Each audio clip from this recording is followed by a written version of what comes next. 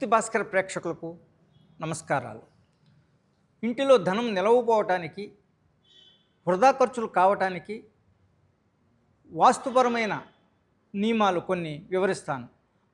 వాస్తు దోషాలను సవరించుకుని ఆ వృధా ఖర్చును, ధనము నిలవ ఉండు విధానమును, మేలును పొందుతారని వివరిస్తున్నాను. బీరువాను దక్షిణముఖంగా పెట్టి ధనమును ఉపయోగిస్తే ధనం నిలవదు. బీరువాను ఉత్తరముఖంగాను, తూర్పు ముఖంగాను పెట్టి బీరువాను ఉపయోగిస్తాం ముఖ్యమైన నియమం వాస్తులో. పశ్చిమ ముఖంగా కూడా బీరువాను ధనపరంగా ఉపయోగించవచ్చు. పశ్చిమ ముఖంగా బీరువాను పెట్టి ఉపయోగిస్తున్నప్పుడు స్త్రీలు మాత్రమే ఉపయోగించాలి.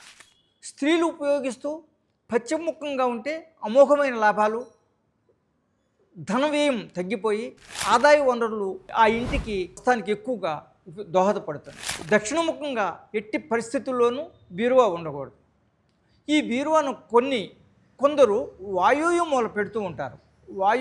వాయువ్య మూల బీరువాను పెట్టి ధనాన్ని కానీ అందుట్లో పెడితే ఒక గంటకే అక్కడి నుండి ఆ ధనం వెళ్ళిపోతుంది. ఆ దోషానికి సవరించి రెమెడీస్ చేసినప్పటికీ అవి ఫలించవు. అక్కడ వాయువులో బీరువా లేకుండా చేయటం ఒకటే దానికి ముఖ్యమైన పరిష్కారం. నైరుతి మూల బీరువా ఉండి తూర్పు ముఖంగాను, ఉత్తర ముఖంగాను ఉపయోగిస్తే ధనవ్యయం తగ్గి ధనము నిలువ ఉంటాయి. పశ్చిమ ముఖంగా కూడా పెట్టుకోవచ్చు. పశ్చిమ ముఖంగా పెట్టినప్పుడు స్త్రీలు మాత్రమే ఉపయోగించాలి. ఈ నియమాలు ఈ వాస్తులో ముఖ్యమైనవి. ఇక రెండో నియమం, దక్షిణ గోడకు నీరు నిల్వ ఉండి నీరు చిమ్ముతూ ఆహ్లాదంగా కనిపించే కొన్ని సీనరీస్ను అందం కోసం అతికించుకుంటారు. వాటి వలన ధన వ్యయము, ధన వృధా, రావాల్సిన ధనము రాకుండా ఆగిపోవటం కూడా జరుగుతుంది. దక్షిణ గోడకు నీటితో ఉన్న నీరు నిల్వ ఉన్న, నీరు చిమ్ముతూ లేదా నీరు ప్రవహిస్తూ ఉండే సీనరీస్ లేకుండా చూసుకోవాలి ముఖ్యంగా. అదే ఉత్తర గోడకు తోటలు, బలమైన వృక్షాలు, కొండలు కలిగి ఉన్న ఒక వినోదాన్ని కలిగించే సీనరీస్ని పడక గదిలో అతికించుకోవటం కొందరికి అలవాటుగా ఉంటుంది. అలాంటి సీనరీస్ ధన వ్యయాన్ని, ధన వృధాన్ని, మోసాలకు గురి చేయటానికి, మోసపూరితంగా ధనము ఆ ఇంటి నుండి వెళ్ళిపోవటానికి ఆ యొక్క సీనరీస్ వాస్తులో చెడును చేస్తాయి. ఉత్తర గోడకు ఆ యొక్క సీనరీస్ లేకుండా చూసుకోవాలి ముఖ్యంగా. ఇక థర్డ్, ఉత్తరాన ఈశాన్యాన పడక గదిలో కంప్యూటర్ను ఉపయోగించే సాంప్రదాయం ఒకటి ఇప్పుడు ప్రస్తుత కాలమానంలో ఎక్కువగా ఉపయోగిస్తున్నారు.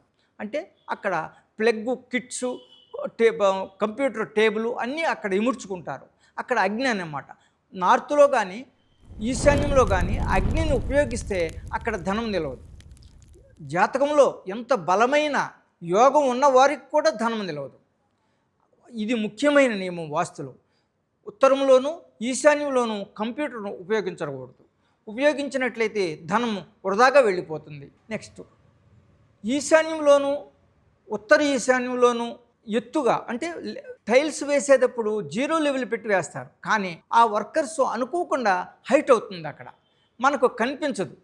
అది హైట్గా ఉన్నట్లయితే అక్కడ ధనం నిలవదు, వృధాగా పోతుంది. ఆ ఇంటి నుండి రావాల్సిన ధనం కూడా రాకుండా ఆగిపోతుంది.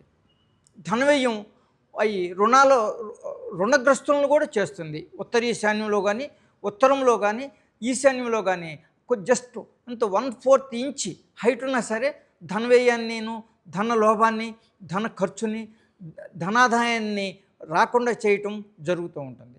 ఈ నియమాలు వాస్తులో మీరు పాటించినట్లయితే ధనాన్ని పోగొట్టుకోకుండా, ధన నష్టాన్ని పొందకుండా మంచిని పొందటానికి ఈ నియమాలను గుర్తుంచుకు మీరు పాటించి మంచిని పొందాలని నేను ఆకాంక్షిస్తున్నాను.